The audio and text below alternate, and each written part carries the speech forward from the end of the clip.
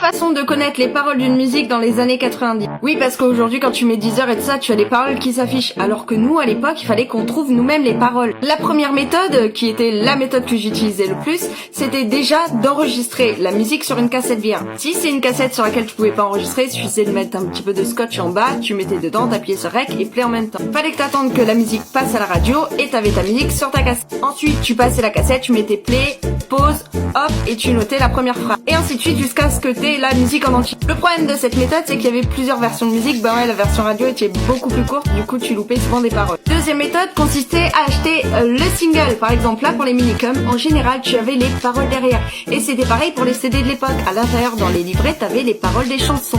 Et au moins là, pas de surprise, tu avais les vraies paroles, parce que sur la méthode numéro 1, en général, il y avait des paroles que tu notais qui étaient pas bonnes. Et tu avais ensuite la troisième méthode qui était d'acheter le Star Club Magazine, dans lequel tu avais les fiches chansons. Bon, tu choisissais pas du coup les chansons que tu avais, mais tu pouvais les échanger avec tes copains copines. Alors tu faisais comment toi pour connaître les paroles ?